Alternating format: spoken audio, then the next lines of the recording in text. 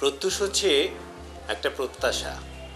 একদল দরিদ্র মানুষ, তাদের ছেলে মেয়ে, তাদের অন্ধকার থেকে আত্মনির্ভর হয়ে একটা ভবিষ্যতের দিকে তাকানোর যে প্রয়াস, সেটাই হচ্ছে প্রত্যুষ।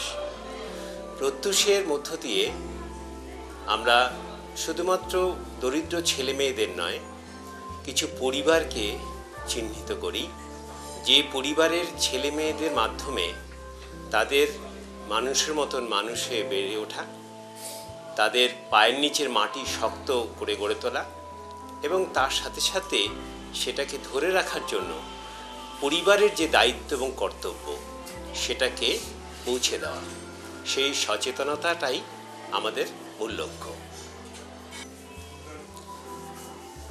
অনেক সংগঠন আছে যারা এই দরিদ্র ছেলে মেয়েদের মানুষ করার জন্য তাদের বিভিন্ন রকম কর্মপদ্ধতির মধ্যে দিয়ে কাজ করছেন। আমরা বিভিন্ন সংস্থা কাজকর্ম দেখেছি এবং এ বিষয়ে রবীন্দ্রনাথ ঠাকুর, আন্তন মাকারঙ্ক, এরকম বিভিন্ন যারা শিক্ষাবিদ হিসেবে তাদের লেখা পড়েছি। তারপরে আমরা ঠিক করেছি যে শুধু ছেলে মেয়েদের প্রত্যুষ কেন্দ্রে এসে পড়াশোনা, গান বাজনা, আবৃত্তি, নাটক ইত্যাদি শেখানো নয়, সেটাকে ধরে রাখতে হলে তাদের পরিবারের একটা সাহায্য দরকার। সেই জন্য আমরা পরিবারগুলোকে বেছে নিয়েছি। এই পরিবারের বাবা মাদের আর্থিক অবস্থা বিবেচনা করে মায়েদের স্বনির্ভর করে তোলার পিছনে একটা ব্যবস্থা করা এবং বাবাদের যে আর্থিক স্থিতি, সেটাকে বজায় রাখার জন্য ব্যবস্থা নেওয়া।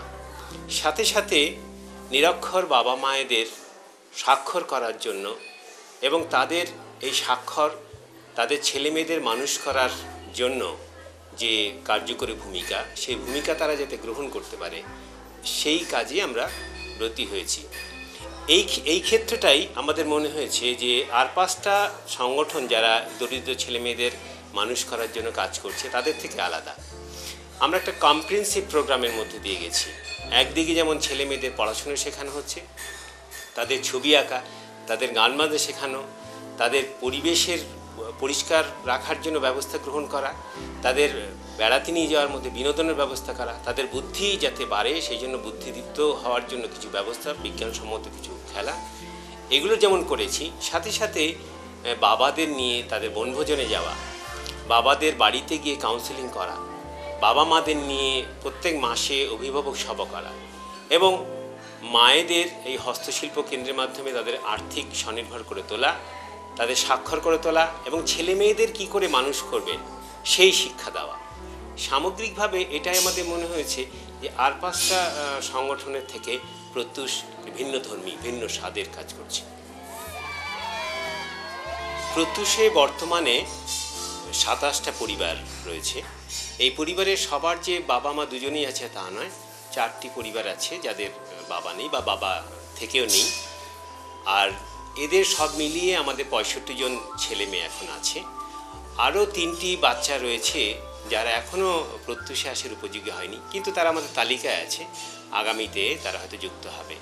এবং প্রত্যেক বছর আমাদের একটা চাপ থাকে, এই স্থানীয় বিভিন্ন দরিদ্র মানুষরা আমাদেরকে বলে তাদের ছেলে মেয়েদের নেওয়ার জন্য।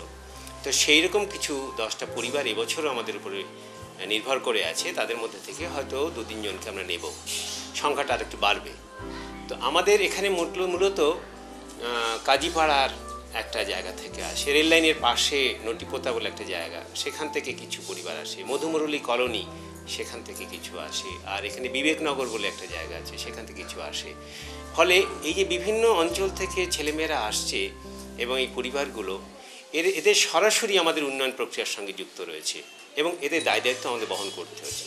কিন্তু এর বাইরেও একটা বিপুল জনসংখ্যা, মূলত ছেলেমেয়েরা, দরিদ্র ছেলেমেয়েরা, তা আমাদের এই মুখের মধ্যে তাকিয়ে থাকে।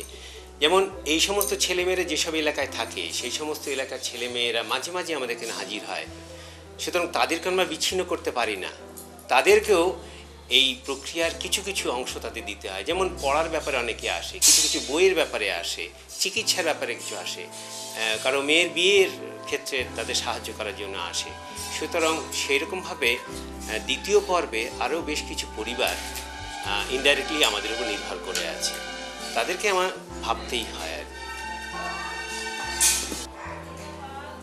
প্রত্যুষের যে এই বহুধা বিস্তৃত কর্মকাণ্ড, সেই কর্মকাণ্ডের কথা বলতে গিয়ে আমরা যেমন বলেছি যে এদের পড়াশোনার ক্ষেত্রে যা যা প্রয়োজন, যেমন বই কেনা, খাতা, পেন পেন্সিল, স্কুলের মাইনে, স্কুল ড্রেস, তারপরে জুতো, মোজা ইত্যাদি যেমন আছে, তেমনি কারো কারো ক্ষেত্রে স্কুলের যাতায়াতের করার জন্য অনেক দূর থেকে যারা আসে তাদের ভাড়া বহন করা, এদের চিকিৎসার খরচ, এদের বিনোদনের জন্য খরচ, এদের প্রত্যেক সপ্তাহে আমরা যে খাওয়ার ব্যবস্থা করি তার খরচ, চিকিৎসার খরচ, এই বিভিন্ন খরচ বহন করতে গিয়ে আমাদের একটা অবস্থা এসে দাঁড়িয়েছে যেখানে প্রত্যুষের বন্ধু এবং শুভানুধ্যায়ী ছাড়া আমাদের কোনো নির্ভর করার জায়গা নেই।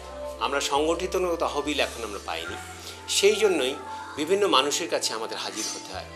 কারণ এই প্রয়োজনটা হচ্ছে সামগ্রিক, কোনো একটি বিষয়ের, অর্থাৎ পড়াশোনার জন্য বই পাওয়া বা খাতা পাওয়া বা চিকিৎসার জন্য যে সমস্ত খরচ বহন করা, এটার জন্য যাদের উপর নির্ভর করা দরকার সেটুকু হলেই হয়তো আমাদের প্রয়োজন মিটে যেত।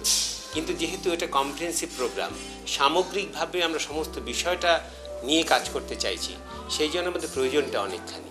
আমরা এখনও সরকারি কোনো তহবিলের আনুকূল্য পাইনি, সেই জন্য আমরা বিভিন্নভাবে বিভিন্ন মানুষের কাছে পৌঁছতে চাইছি, যে যারা চাইছেন যে তারা নিজেরা হয়তো কাজ করতে পারেন না, তাদের ইচ্ছা আছে যে আমাদের ঘরের ছেলেমেয়ের মতন এই সমস্ত দরিদ্র ছেলেমেয়েরা মাথা উঁচু করে দাঁড়াক, আমাদেরই সন্তানের মতন তারা শক্ত মাটির উপর দাঁড়াক, ভবিষ্যতের দিকে আলোর দিকে মুখ করে দাঁড়াক। তাদের জন্যই আমাদের কাছে সেই সব থেকে বড় আহ্বান এবং অনুরোধ যে তারা যেন বিভিন্নভাবে বিভিন্ন দিক থেকে প্রত্যুষের এই তহবিলকে পরিপূর্ণ করে তোলে, যাতে আমরা তার উপর ভিত্তি করে আরও বেশ খানিকটা এগিয়ে যাব। পরবর্তীকালে আমরা হয়তো সরকারি বা বেসরকারি বিভিন্ন তহবিলের সন্ধান পাবো, সাহায্য পাবো, কিন্তু ততদিন পর্যন্ত অন্তত প্রত্যুষের এই কাজকর্ম যাতে টিকে থাকে, সেইটা আমাদের কাছে ভীষণ একটা আশা যে মানুষ আমাদের পাশে নিশ্চয়ই দাঁড়াবে।